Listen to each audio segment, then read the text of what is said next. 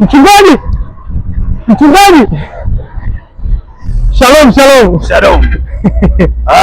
Vipi habari yako kijana? Namshukuru Mungu kwa kweli. Ni siku nyingi zimepita. Ndio.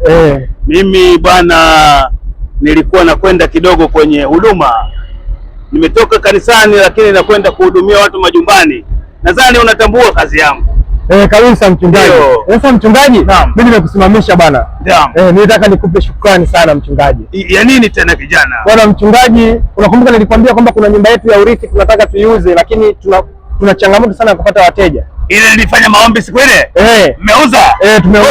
Haleluya. Haleluya, haleluya. Bwana. Ndio. Na mmeuza kiasi cha hela mlichokuwa mnataka. Mchungaji, Mungu ni mwema. Tumeuza milioni 200. Haleluya. Haleluya. Sasa kijana, najua sasa hata lile kanisa langu pale nitamalizia kupaua sasa. Sasa mchungaji, kama kawaida wewe usisitiza fungu la 10. Naam. Baada ya kuuza ile nyumba na familia tukakubaliana. Ndio, leteni fungu la 10. Leteni fungu la 10.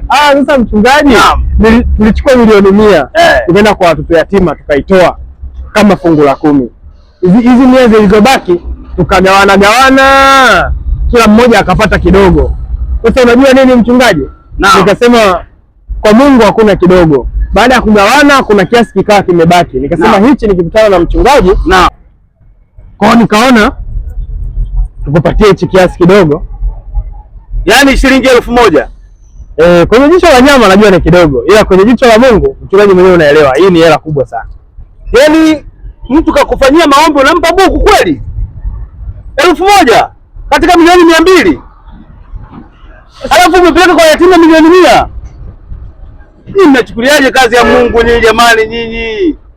Hivi wewe unajua kama mimi mwenyewe yatima, mimi sina baba, sina mama. Lakini mchungaji, wewe mwenyewe ndio umetupa mafundisho kwamba tunatakiwa tuwajali sana yatima. Na ulisema kwa Mungu chochote kinapokelewa. Mimi ningejua hata hicho kituo ulichopeleka milioni 100 ningeenda na mimi tukaungane nao tugawane tu.